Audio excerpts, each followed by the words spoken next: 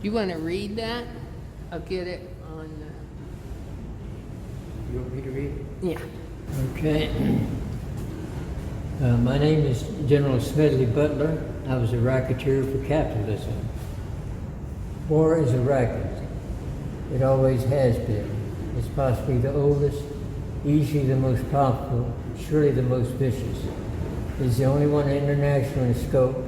It is the only one in which the profits are reckoned in dollars and the losses in lives. I spent 33 years in the Marines, most of the time being a high-class muscle man in big business, for Wall Street and the bankers. I helped make Mexico safe for American oil interests in 1914, and Haiti and Cuba decent places for the national city bank boys. I helped purify Nicaragua for the International Banking House of Brown Brothers. In 1909 and 1912 in China, I helped Standard Oil operate unmolested. At least 21,000 new millionaires and billionaires were made in the U.S. during World War I, and the general public shoulders the horrible bill in lives, shattered minds, and backbreaking taxation for generations. That's General Smedley D. Butler, U.S. Marines, 1935, twice awarded the Medal of Honor by Congress. Thank you. Thank you.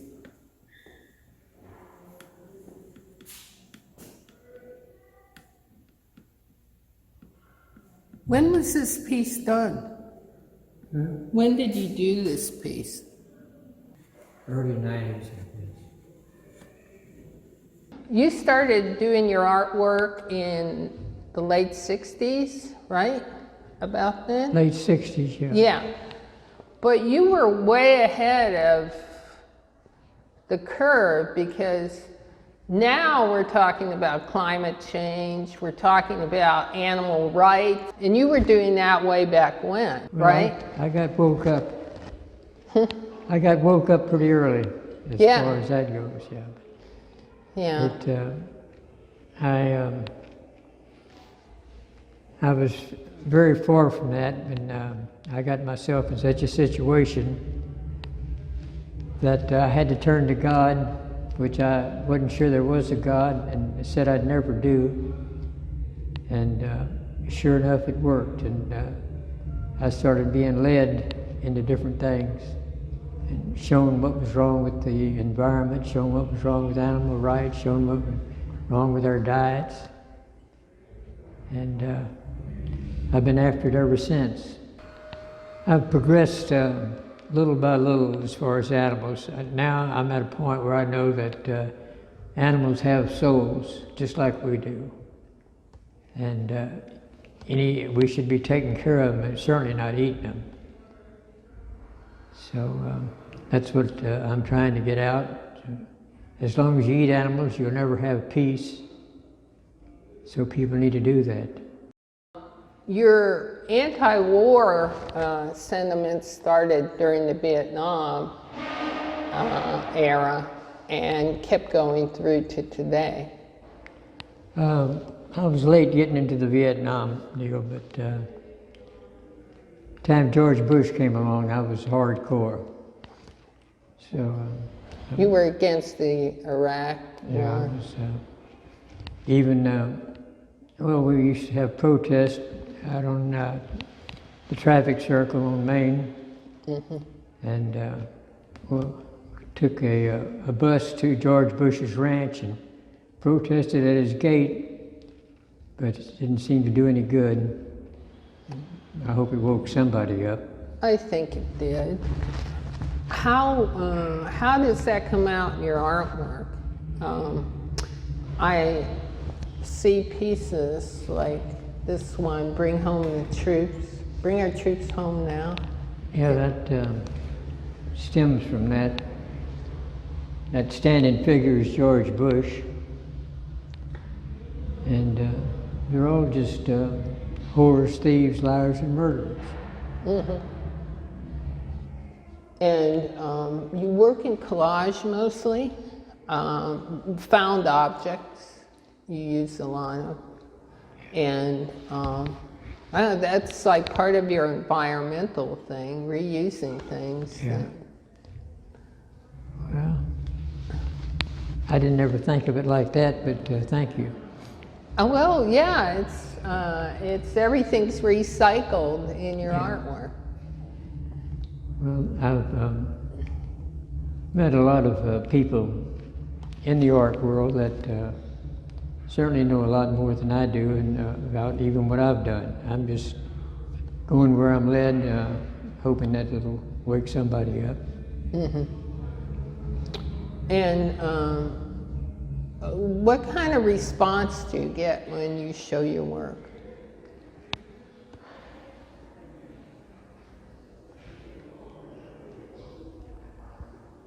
Not a whole lot, you know. They either love it or hate it. I think that's true, and you have artwork that pushes people to the edge and makes them think. I think it's hard not to get someone's ire. I'm not showing them any mercy. I'm putting it right there in front of them. No, you're not. No, you are not showing any mercy, which is a good thing. It's what art's supposed to be. Yeah. We all do it in different ways. There is a lot of humor in your artwork too, and it's, you know, it kind of takes the edge off a little, but you get to the point. Now there's cross here with Texas plates on it, and most of them are handicap plates. They're all handicap plates, yeah. Oh. It was a little miracle that I found all those. That piece started out with the barbecue plate. I had a neighbor that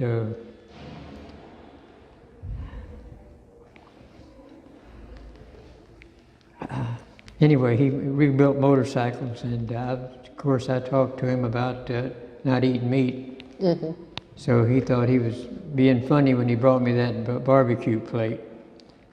But right after that, I found all the other plates at a garage sale in one box. Mm-hmm. And so that just came together. Oh, okay. So that explains the barbecue at the top there. And if you eat barbecue, you're going to end up handicapped. Now that's a rarity. You must have taken a lot of flack over the years being in Texas and not eating meat, which is the norm now, but when you started out, it must have been difficult. Well, there's always been a small group that they were vegans, didn't eat animals, so mm-hmm. I've always had friends that appreciated my work. Now, what about this piece, toxic waste over here? Well, that pizza has meat on it, and that's what it is. It's just toxic waste. If you eat it, it'll poison you, little by little. And the boot below? And the boot, that came from Lolly Jackson, a dear friend of mine, my first art patron. And she was big into animals, but she still wore leather, so I talked her out of the boot and gave it to her. Now you have a cross there with a lot of books. And are those law books? That actually, that's two-sided, and those are all Texas cases. And the title of it is, "The further people are from God, the more laws they need." You use a lot of boxes, and then you put pieces inside of it. Uh-huh. And what started you to use that? It's almost like an altar kind of thing. It just worked out that way. I didn't plan anything. You just... Whatever happens, happens. Oh, so you went with whatever direction? Turned up, whatever I was led to do. Oh, okay.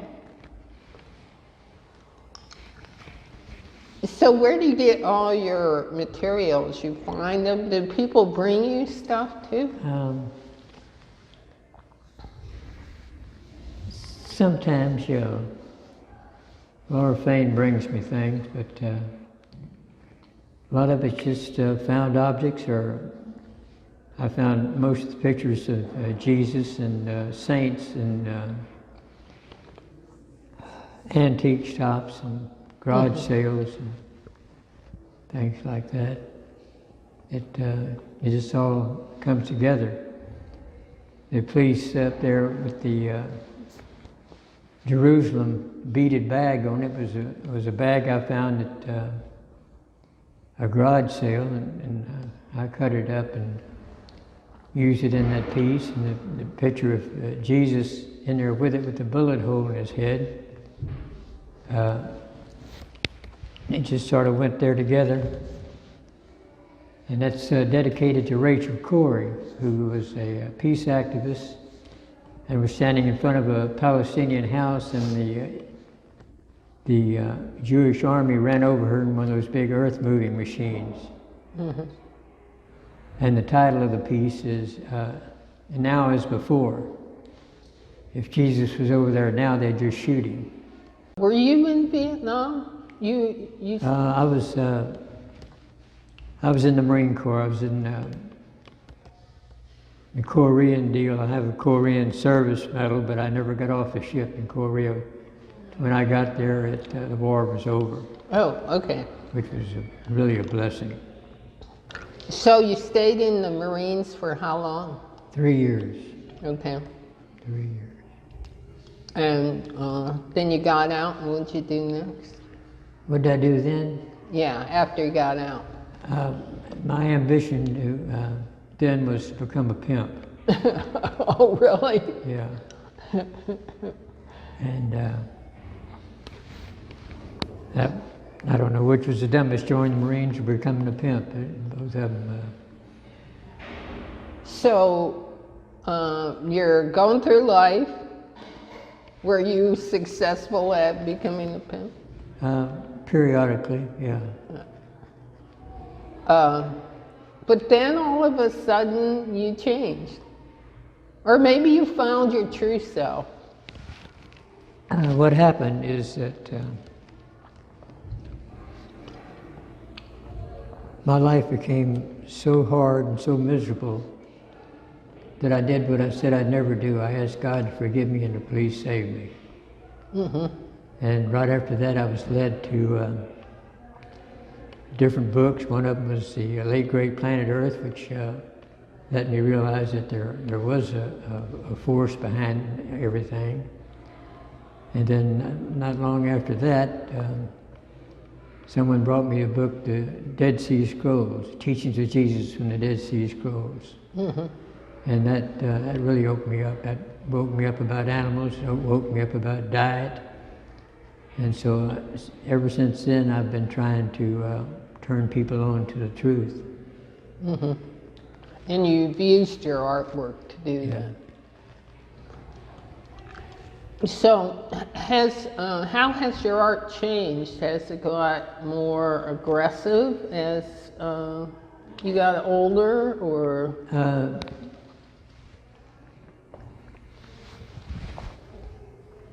It's becoming more aggressive, I guess. But being nice doesn't get people's attention, doesn't seem like.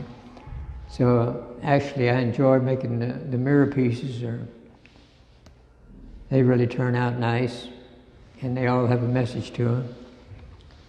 But you can see by this one, I've become more aggressive. That was the last piece I made. This piece,